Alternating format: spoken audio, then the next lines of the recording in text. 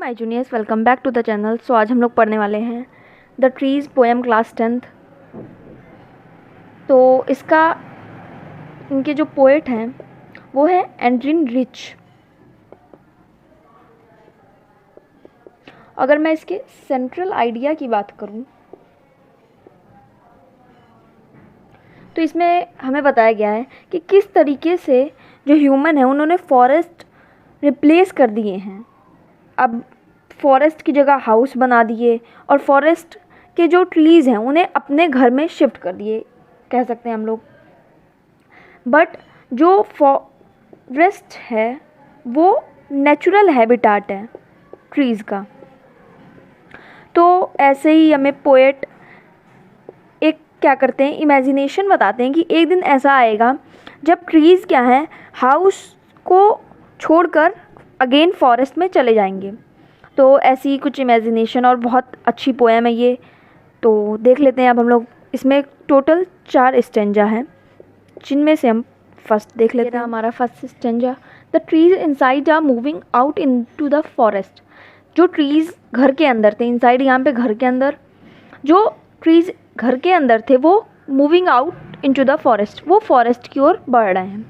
The forest that was empty all these days. All these days का यहाँ पे मतलब है जो काफ़ी टाइम से खाली था, काफ़ी दिनों से खाली था forest, where no bird could seat.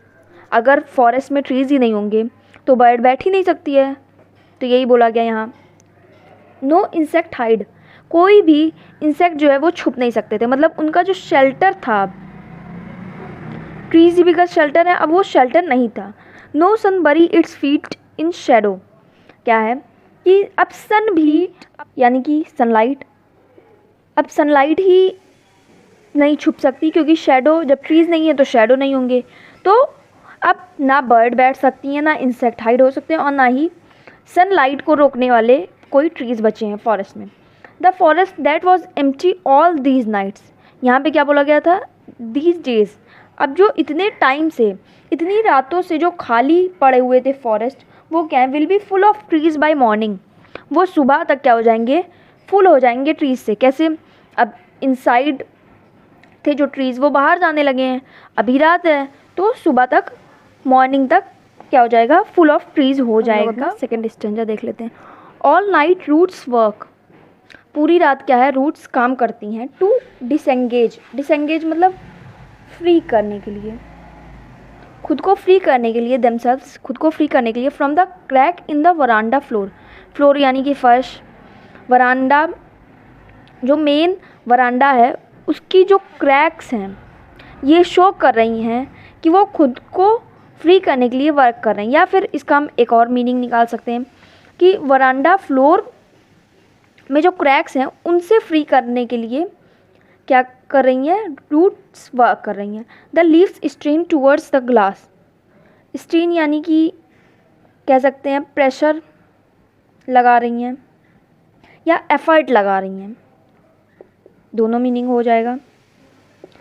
तो एफर्ट लगा रही हैं, ग्लास को कह सकते हैं तोड़ने के लिए, ग्लास पर एफर्ट लगा रही हैं, काम कर रही हैं, क्योंकि ग्लास से भी उन्हें फ्री होना है। Small twigs stiff with exertion, twigs यानी कि जो नई टहनियाँ होती हैं जो कोमल होती हैं वो क्या हो गई हैं, एक्सर्शन यानी कि काम करते करते वो अब हार्ड हो गई हैं।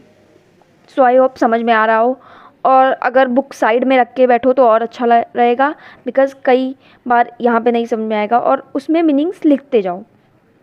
तो long cramped boughs shuffling under the roof, boughs यानी कि छत के नीचे पेड़ पूरा अपने साइज़ में बड़ा नहीं हो पाता। तो जो लॉन्ग क्रैम्प्ड जो बड़ी टहनियाँ हैं वो बिल्कुल सिकुड़ी सी हुई हैं, बिकॉज़ वो खुद को पूरी तरह से नहीं फैला पा रही हैं जैसे वो बाहर फॉरेस्ट में फैला पाती हैं। शफलिंग अंडर द रूफ, वो क्या करें, उन्हें अब जब मौका मिल रहा है तो वो खुद को बिल्कुल फटाफट से सारे ट्रीज़ एक साथ निकलने के लिए एक दूसरे से ठोकर खा रहे हैं। शफलिंग अंडर द रूफ, सब अपने अपने में ताकत लगा रहे हैं, तो ऐसा हो रहा है। लाइक न्यूली डिस्चार्ज पेशेंट्स, अब यहाँ पे एक एग्जांपल दिया गया कि जैसे कि एक पेशेंट जब डिस्चार्ज होता है हॉस्पिटल से, हाफ डेज्ड यानी कि चकित होना, इसका मतलब होता है चकित होना। तो वो बहुत ही दुनिया से, अगर काफ़ी टाइम बाद पेशेंट बाहर निकलता है तो वो बिल्कुल दुनिया से अलग सा दिखता है। Moving to the clinic door. So I hope समझ में आ गया हो द ट्रीज़ का सेकंड स्टेंजा भी। अब देख लेते हैं हम लोग third stanza. I sit inside, यानी कि अब पोएट अपनी बात करते हैं कि मैं अंदर बैठा हुआ हूँ। Doors open to the veranda, जो वरांडा की तरफ के दरवाजे हैं वो खुले हुए हैं। अब यहाँ पे इनसाइड का मतलब हम कह सकते हैं रूम में बैठे हुए हैं या तो वरांडा से टोटली वो दूर बैठे हुए हैं। Writing long letters. अब पोएट क्या कर रहे हैं, वो लॉन्ग लेटर्स लिख रहे हैं। In which I scarcely mention the departure of Forrest from the house. अब यहाँ पे पहले मीनिंग समझ लेते हैं। स्कार्सली यानी कि रियरली, रियरली भी नहीं कह सकते यहाँ पे हम इसे बोल सकते हैं जिक्र ही नहीं किया गया। मेंशन यानी कि जिक्र। इन which I scarcely mention the departure, मैंने जिक्र ही नहीं किया अपने इन लॉन्ग लेटर्स में डिपार्चर यानी कि अलग होना। जो ट्रीज़ घर से फॉरेस्ट की तरफ जा रहे हैं उनके बारे में मैंने इन लॉन्ग लेटर्स में जिक्र ही नहीं किया है। द नाइट इज़ फ्रेश, अब नाइट का बताते हैं, वो नाइट बहुत फ्रेश है। The moon, whole moon shines in a sky still open, यानी कि जो मून है वो शाइन कर रहा है स्काई में। स्काई बिल्कुल क्लाउडली नहीं है, बिल्कुल ही खुला हुआ है। The smell of leaves and lichen या फिर लाइकेन भी कुछ लोग इसे बोलते हैं। तो लीव्स और जो लिचन है उसकी जो स्मेल्स है still reaches like a voice into the rooms, वो पहुंच रही है रूम्स तक एक वॉइस की तरह। जो स्मेल है वो पोएट को क्या लग रही है, वॉइस लग रही है। जो वो काम कर रहे हैं वो सारी चीज़ें उन्हें एक वॉइस की तरह फील हो रही है जो कि रूम तक पहुंच रही है। इससे हमें पता चलता है कि जो पोएट है वो रूम में बैठे हुए हैं। तो अब हम लोग अपना लास्ट स्टेंजा देख लेते हैं, क्या है उसमें रहा हमारा लास्ट स्टेंजा, देख लेते हैं। My head is full of whispers. Whispers यानी कि आवाज़ों से भर गया है। किन की आवाज़ों, तो अभी हमने पढ़ा लीव्स और लिचन की जो स्मेल है वो पोएट को वॉइस की तरह लग रही है। तो वही अभी बिल्कुल उनके माइंड में वही सारी चीज़ें भर गई हैं। लेकिन विच टुमारो विल साइलेंट, कल क्या हो जाएगी, शांति हो जाएगी। क्यों शांति हो जाएगी, बिकॉज जो ट्रीज़ हैं वो आज हाउस को छोड़कर कहाँ चले जाएंगे, तो वो अगेन फॉरेस्ट में लौट जाएंगे। लिसन, सुनो। अब वो हमें बताते हैं कि सुनो, the glass is breaking, glass जो है वो टूट रहा है। कैसे, जो लीव्स एफर्ट कर रही थी ग्लास से खुद को छुड़ाने के लिए वो सच में छुड़ा पा रही हैं। The glass is breaking, the trees are stumbling forward. Stumbling यानी कि भागने की कोशिश कर रहे हैं।